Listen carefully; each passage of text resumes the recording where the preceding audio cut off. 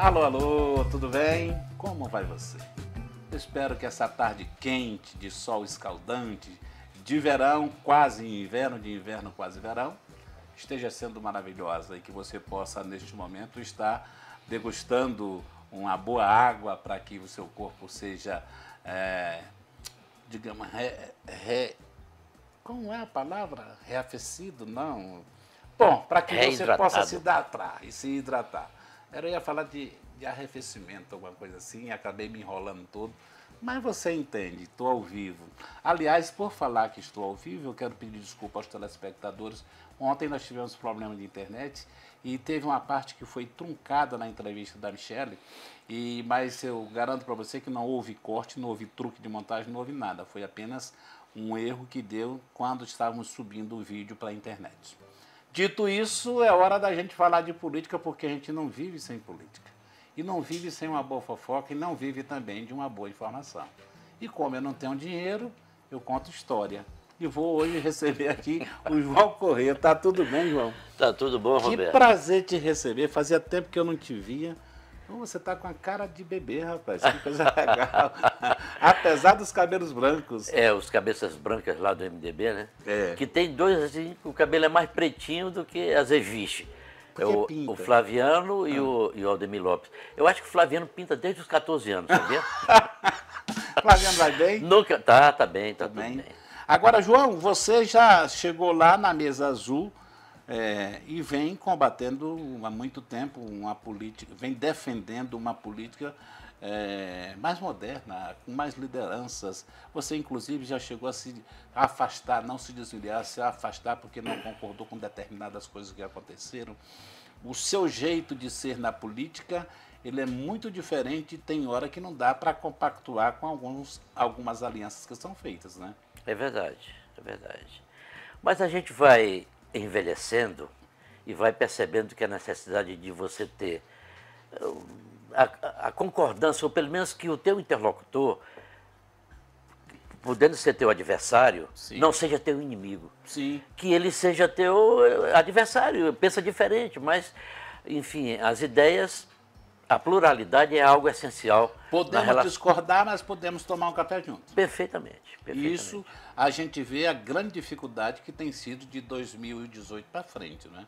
Tem. O governo de Bolsonaro, ele trouxe essa discussão e as pessoas agora estão assimilando que fez um grande mal ao país e às famílias, né?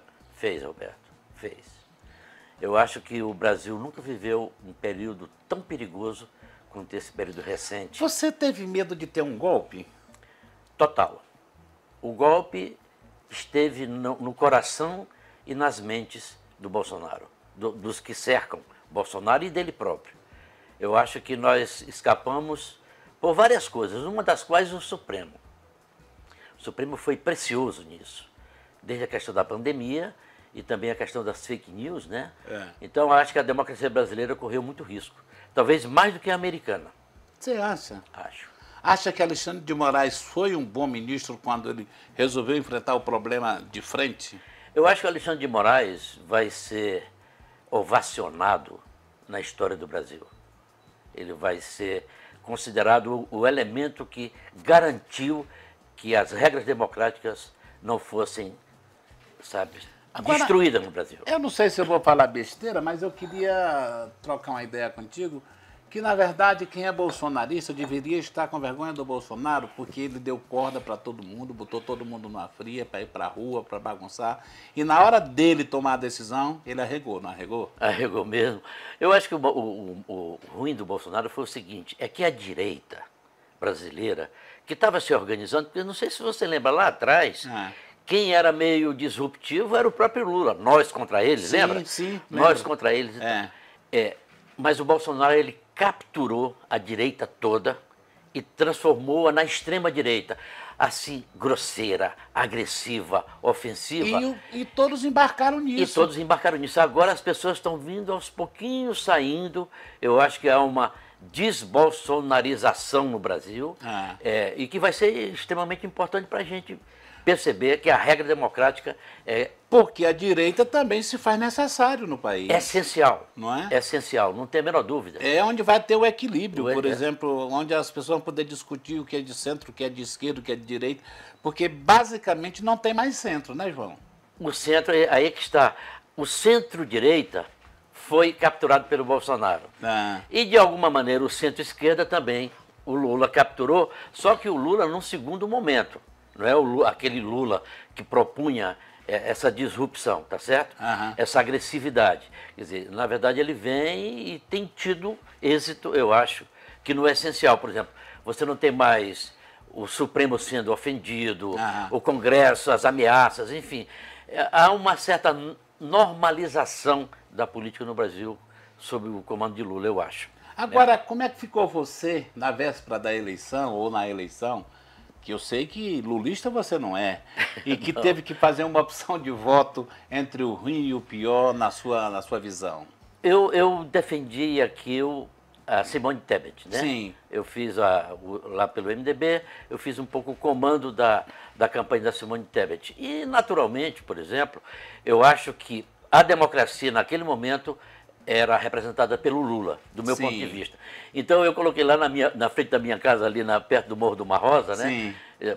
13 pela democracia. Imagina, Roberto, JC votando no 13, mas eu coloquei 13 pela democracia, porque de fato era ela que devia ser protegida. Sim. A democracia tem que ser protegida. Ali não era uma questão partidária. Não era não. Era uma questão exatamente de você garantir, sabe? Porque a democracia, ela tem muitos defeitos, mas ela realmente, o Churchill... Ela ainda dá o direito de você se posicionar, né, João? O direito de você discordar, divergir, sem ter que ofender, garantir e eliminar o teu opositor, né? E depois desse cartaz colocado na frente de 13, vem a surpresa maior, que é o convite do MDB ao Marcos Alexandre, um ex-petista. De onde partiu essa ideia, João? Tem uma música do Milton Nascimento que diz, eu acho que é Nas Asas da Pandé, que nada de novo existe neste planeta que não se fale aqui na mesa do bar, na mesa de bar. Eu fui convidado lá no de boteco e um parceiro nosso disse, rapaz, o Marcos Alexandre está sem filiação partidária. Como assim? Ele, para poder trabalhar no TRE, ele teve que se desfiliar do PT. Então ele está aí, está soltão. Foi a deixa. O petecão está aí, rapaz, aí. É sério mesmo, vocês concordam com isso? Então houve primeiro o impacto inicial de que a gente fizesse então esse tipo de contato, né? Depois... O Marcos Alexandre foi convidado pelo Flaviano, compareceu na casa do Flaviano com a mãe dele, que já é um sinal extremamente gentil. Gentil. Tá certo? Foi com a mãe dele. Tipo assim, a minha avalista, né? A minha avalista, aqui minha mãe. Aliás, ela se filiou também, né? Foi, né? Ela e o irmão do Marcos também se filiou, e os dois se filiaram ao MDB.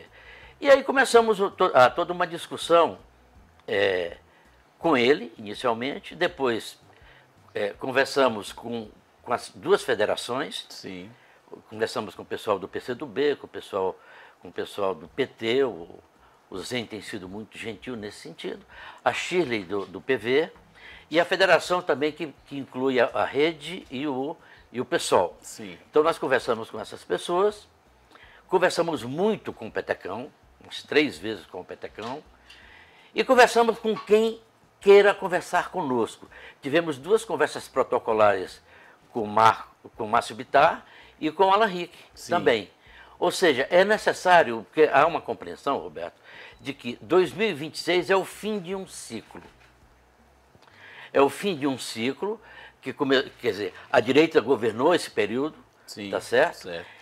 Mas o Gladson será provavelmente candidato e se elegerá, se mantiver essa performance que ele tem, que é algo extraordinário, né? Quer dizer, só abrindo um parênteses, você já viu fazer tanta coisa para não dar certo e no frigir dos ovos tudo dá corretamente como ele pensou? O Gladson é um fenômeno. Né? É um fenômeno, eu acho que ele é um fenômeno eleitoral. Tipo assim... Mas não transfere voto, né? É para isso. Não transfere. Ele já demonstrou que não transfere voto. Quer dizer, a população gosta dele, de graça. Tem um amigo meu que diz o seguinte, se o Gladson urinar na cruz, tá certo? O povo vai dizer assim, ele estava meio bêbado. Ele estava meio bêbado. Ou seja, ele tem um populismo que realmente é espantoso, tem que ser estudado. Mas é dele, né, aquilo? Só. Não foi uma coisa pensada, não. É do jeito dele. dele. Ele é sincero em tudo que faz. Até, digamos, nas mudanças de humor, enfim, em tudo ele é um cara sincero. O Gladson tem uma coisa interessante, ele toma uma decisão que não vai, não vou fazer isso aqui. Aí espanta todo mundo, dá aquela confusão. 2, 3 dias depois diz, não, eu vou fazer. E todo mundo fica assim, tipo, como assim? Ele disse agora há pouco que não ia, e muda de ideia. E o povo continua aplaudindo e gostando dele. O Gladson fez uma campanha e todo mundo dizia, pô, como é que eu vou votar num cara que fala com calango? E as pessoas levam aquilo na gozação. Quer dizer, ele é simpático às pessoas, o jeito dele tratar as pessoas. Eu acho que ele estabelece com a população uma relação que é fenomenal, é extraordinária. Por quê? Porque ele se elegeu a primeira vez com um leque de forças, depois esse leque de forças, nós, inclusive com Mara Rocha, Márcio Bittar, Jorge Viana, quer dizer, o creme de la creme da política acreana o enfrentou e ele ganhou no primeiro turno. Então fazer o quê? Quer dizer, então nós entendemos que esse ciclo se encerra em 2026. Então nós convidamos o Marcos, primeiro ocorreram conversas individuais, ele conversou com o Flaviano, Wagner Salles teve um papel. Os cabeças brancas tiveram, digamos assim, um mérito coletivo nessa conquista, né?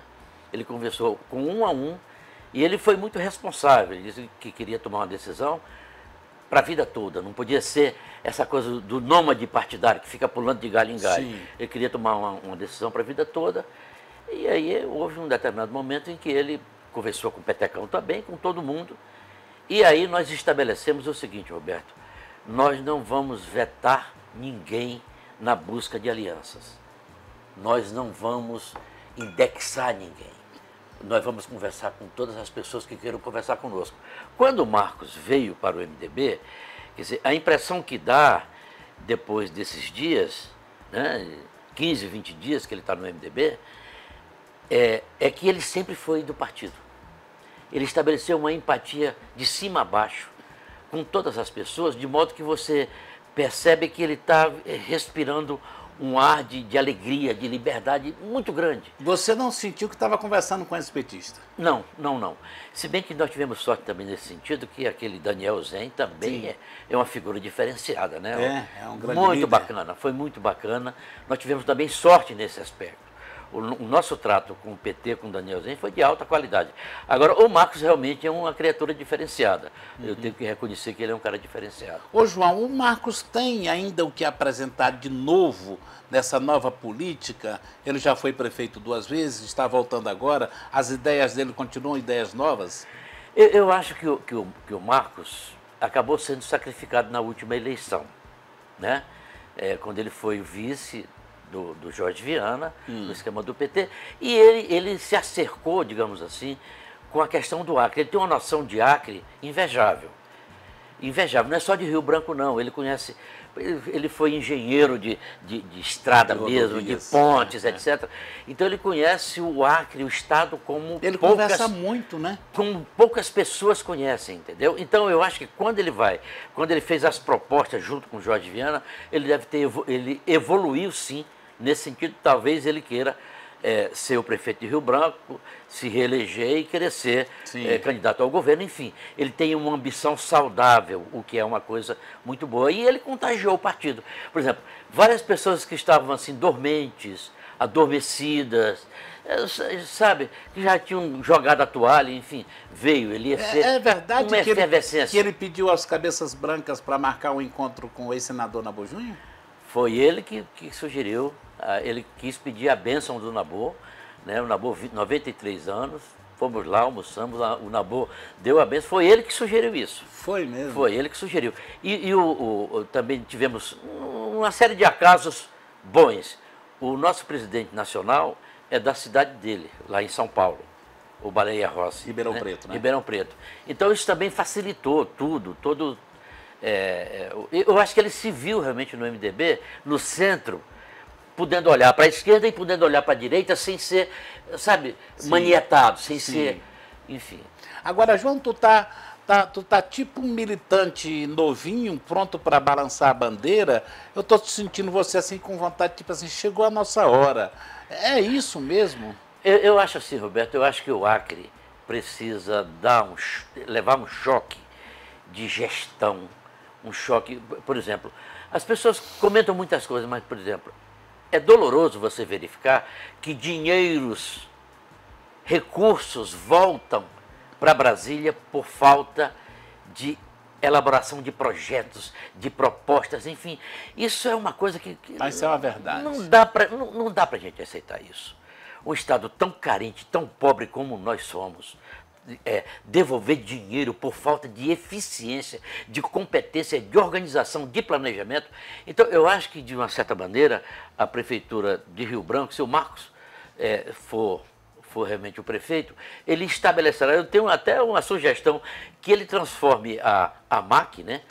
A Associação dos Municípios, num instrumento de elaboração de projetos, de engenharia, para que a gente possa capturar todo esse recurso que a gente acaba desperdiçando. Então, isso me agrada muito, de ver uma possibilidade e um debate democrático. O que mais me agrada nessa perspectiva do Marcos Alexandre é o debate democrático que a gente pode estabelecer. Ou seja, discutiremos tudo o que seja possível e necessário para ouvir as opiniões do povo acreano que elas estão, às vezes, submersas, entendeu? Ô, João, então isso me rejuvenesce, não vou negar, não. Claro.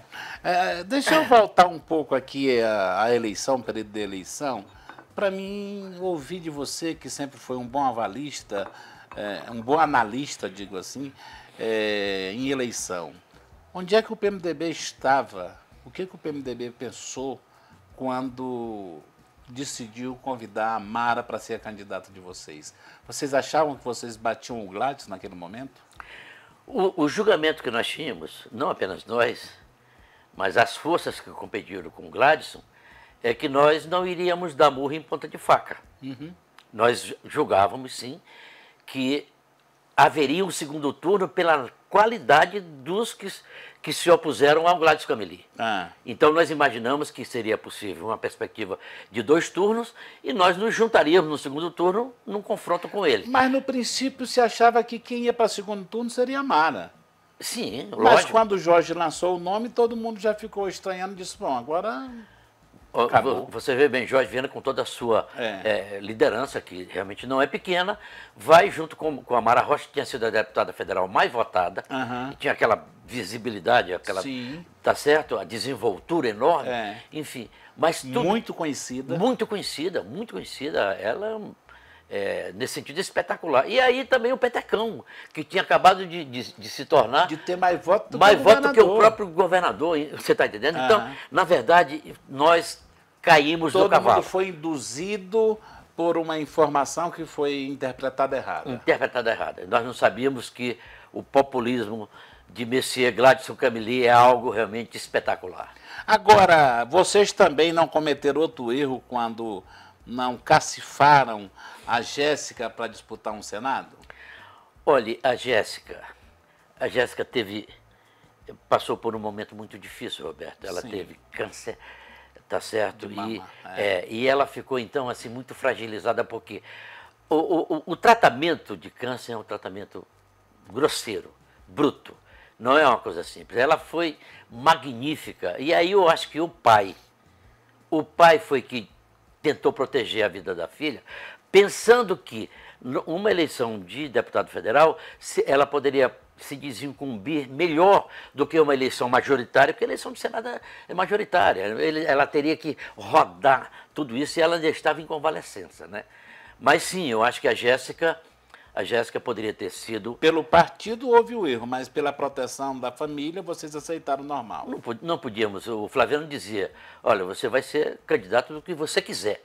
Quer dizer, nesse sentido, o partido deu a ela essa opção. Agora, eu acho que os pais a protegeram. E ela se torna, de novo, a nossa joia da coroa lá em Cruzeiro do Sul. E ela, por pouco, não foi, né? A chapa não somou os votos suficientes de legenda. Nós perdemos 3 grandes forças dentro do MDB. Roberto Duarte, o Mazinho Serafim, com a deputada Meire, e o Barbari lá em cima. Quer dizer, foram três deputados que saíram das entranhas do MDB. Faltou articulação por parte de vocês? Não pelo seguinte, é porque são os cálculos, Roberto. As pessoas calculam meticulosamente as suas possibilidades. Então, quer dizer, nós tentamos segurar todos eles, tanto a conversa com o Roberto quanto com o Mazinho, mas não foi possível. Eles já queriam sair fora. Sair fora. Por quê? Porque lá eles tinham medo da competição com Jéssica e Flaviano. Quando, na verdade, somaria muito mais para a chapa. Nós teríamos de ter mais candidatos eleitos. Sim. Nós teríamos feito os mesmos 3. Teria, né? Teria. E aí o Mazinho também seria uma força muito grande que acabou saindo, colocando em risco, mas sabe fazer política, não é, João? Ele tem calculado como um craque, o Mazinho Serafim. Tá certo? E também o Zezinho Barbari, que para mim foi a surpresa. Quem trouxe o Zezinho Barbari para o MDB foi o Wagner Salles. A filiação do Barbari foi abonada pelo Wagner Salles. Então, quer dizer, nós perdemos a representação nacional. Isso nunca tinha acontecido, Roberto, desde quando o Oscar Passos foi o presidente nacional do MDB. Nós nunca perdemos a representação nacional, só agora, tá certo?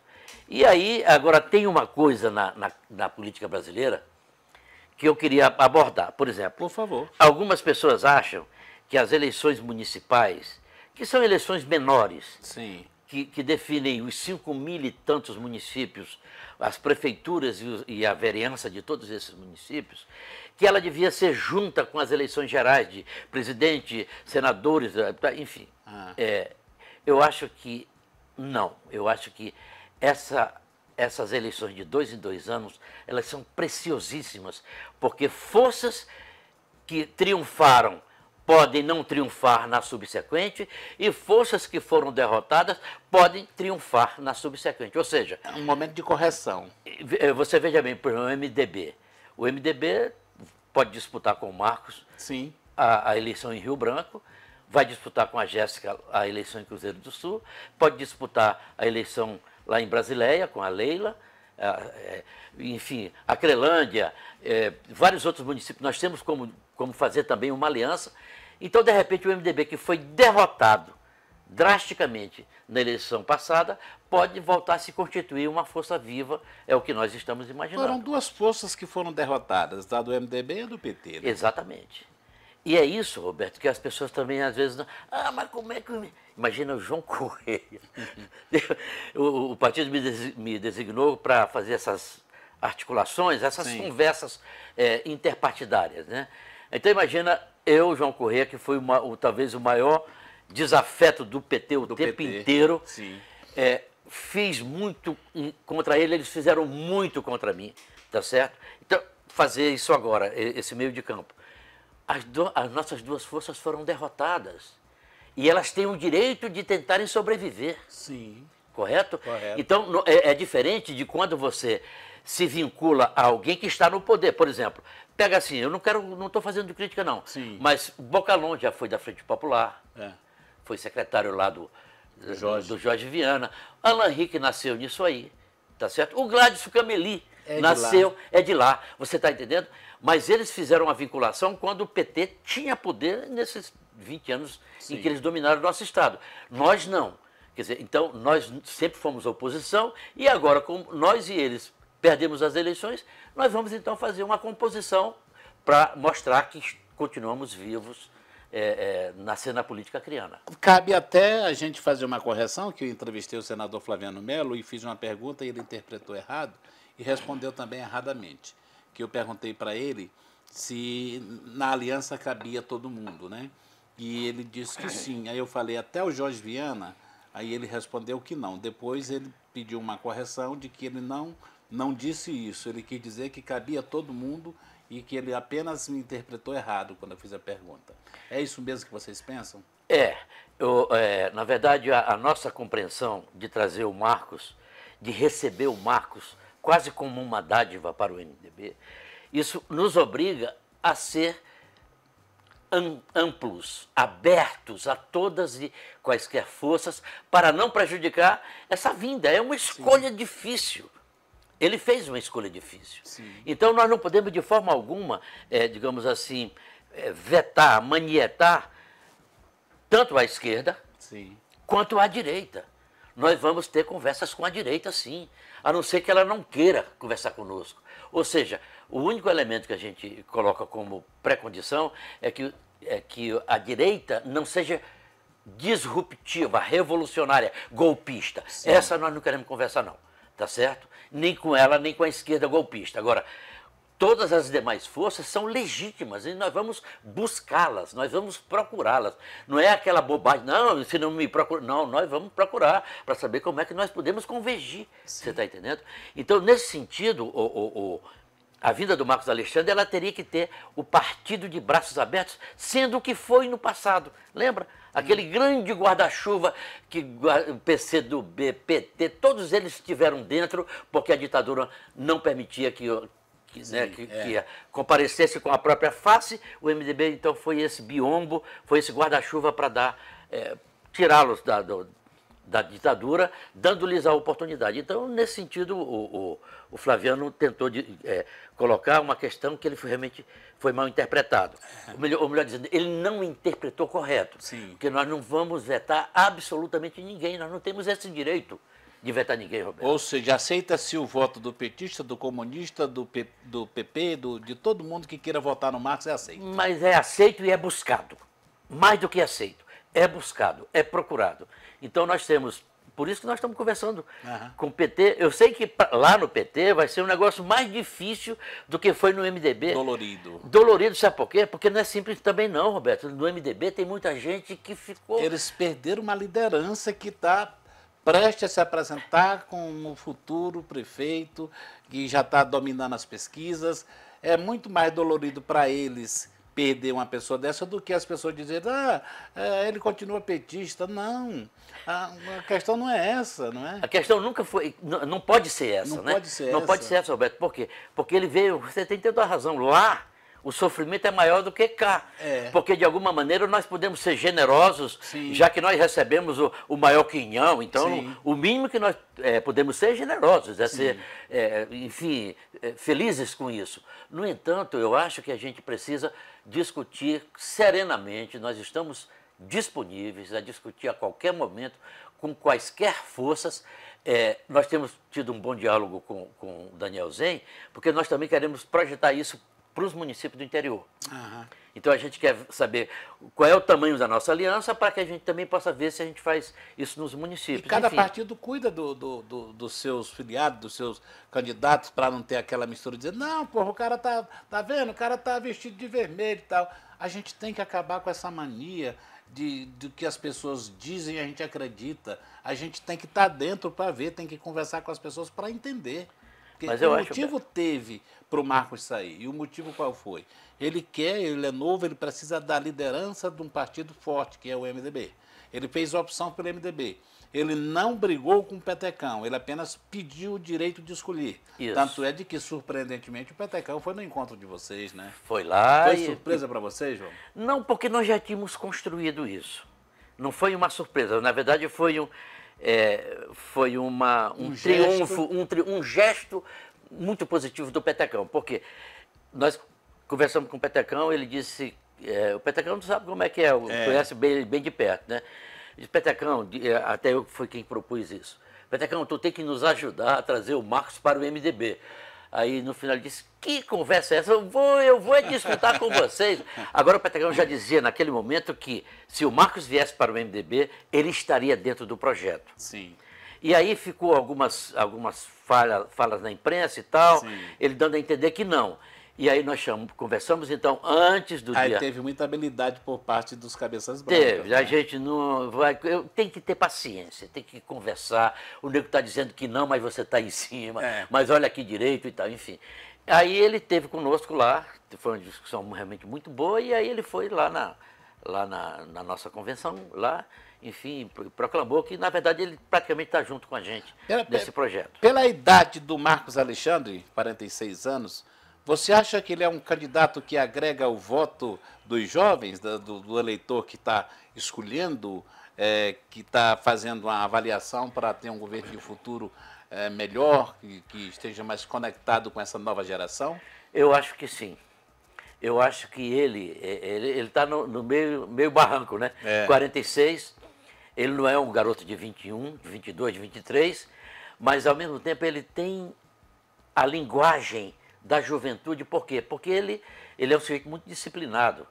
Ele realmente acorda cedo, sabe? E ele é muito meticuloso. Ele está trabalhando assim com um furor, mas todo organizado. E eu acho que ele tem, o que me surpreendeu também é o seguinte, ele tem uma argumentação muito simples. Ele é muito simples no que fala e com conteúdo, Roberto. Não é aquela simplicidade dada pela grosseria, não. É a simplicidade dada porque ele já aprendeu e, ao que me parece, essa liberdade que ele está exibindo nesses movimentos tem atraído muitos jovens. Talvez nessa disputa seja o candidato que os jovens parem para ver. Você já falou 2 vezes na palavra, e eu de fato também acho que você já tocou 2 vezes na palavra liberdade.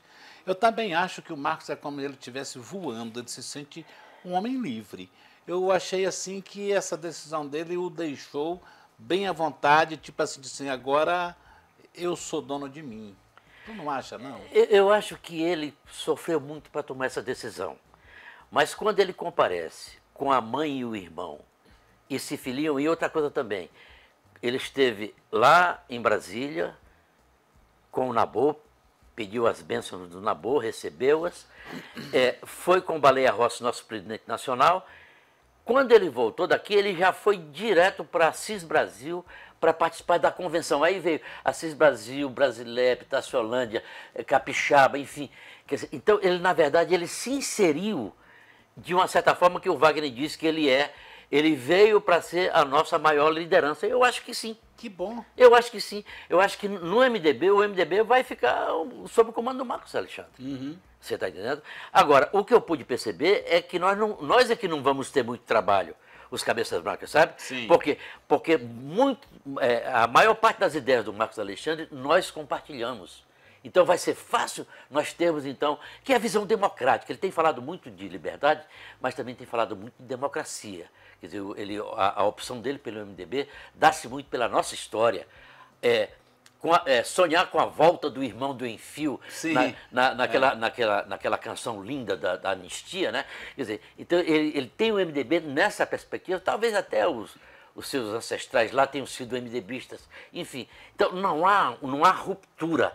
Não houve uma grande ruptura. E como ele foi um sujeito muito correto na Frente Popular, as pessoas vão votar nele, a maior parte das pessoas vão votar nele. João, o Marcos é um candidato multipartidário? Acho que sim. Acho que sim. Acho que sim. Eu acho que ele é um cara diferenciado nesse sentido. Roberto, pode observar que dificilmente você encontra uma pessoa que bata no Marcos Alexandre, que ofenda o Marcos Alexandre, enfim, que fale mal dele. As pessoas, até os adversários, respeitam da forma cuidadosa, sabe, e simples, sabe, simples, humilde até, e firme. Ele combina uma série de elementos. Ele é um sujeito meio operativo, meio engenheirão nisso aí, né?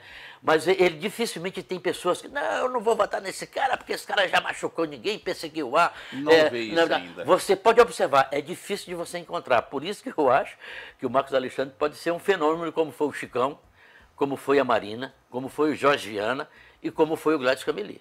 Ele, de repente, ele pode ser esse fenômeno se a população já o tiver escolhido, você está entendendo? Agora, João, falamos muito de Marcos, mas não falamos de quem pode ser o vice do Marcos.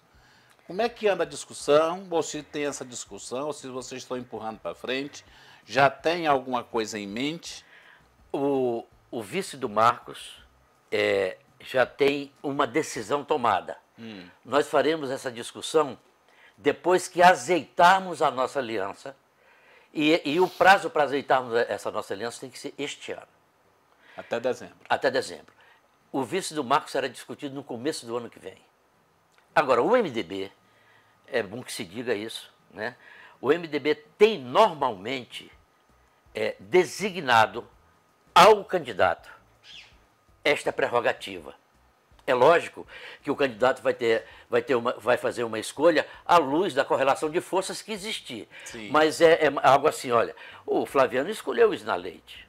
Sim. Tá? A Mara Rocha escolheu o Zamora. Zamora. Fernando Zamora, aliás, um cara bacana, tá certo também. Ou seja, há uma certa autonomia, tá, do candidato nisto, e nós, obviamente, vamos deixar. Agora, vice é para o ano. É para o ano.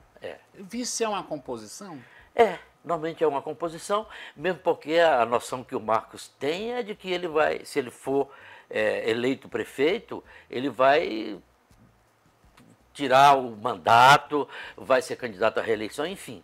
Então ele sabe que um vice tem que ser alguém para somar, tá certo? Tanto do ponto de vista político, mas também do ponto de vista gerencial, né?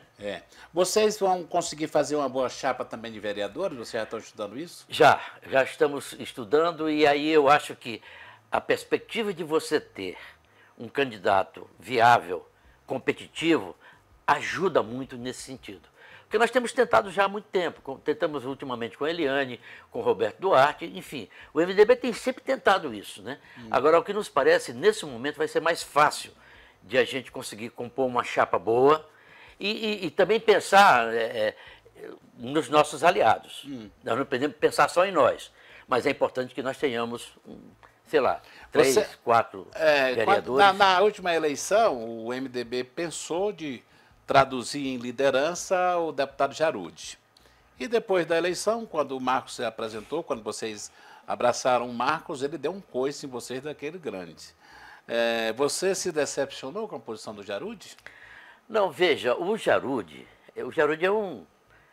é um político para o amanhã. Sim. Quer dizer, nesse confronto ele é um daqui a pouco. Sim. Né? Na nossa avaliação, ele se elegeu bem. Sim. Ele teve uma votação muito grande em Rio Branco, né? E nós tentamos, com o Jarude nós conversamos, nós tivemos perdas. Perdas relevantes, viu, Roberto?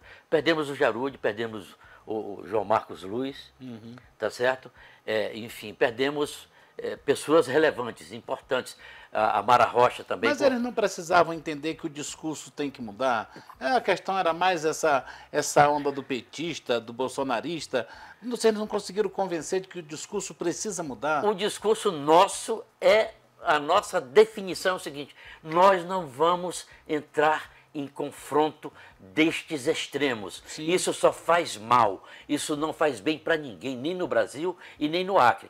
Então o que aconteceu com o Jarude? Vamos para a questão do Jarude. Na nossa avaliação, o Jarude seria, digamos assim, a estrela de 2026. E ele não entendeu isso? Não quis entender, não entendeu de forma alguma. Por quê? Porque imagina, o MDB não tem um deputado federal.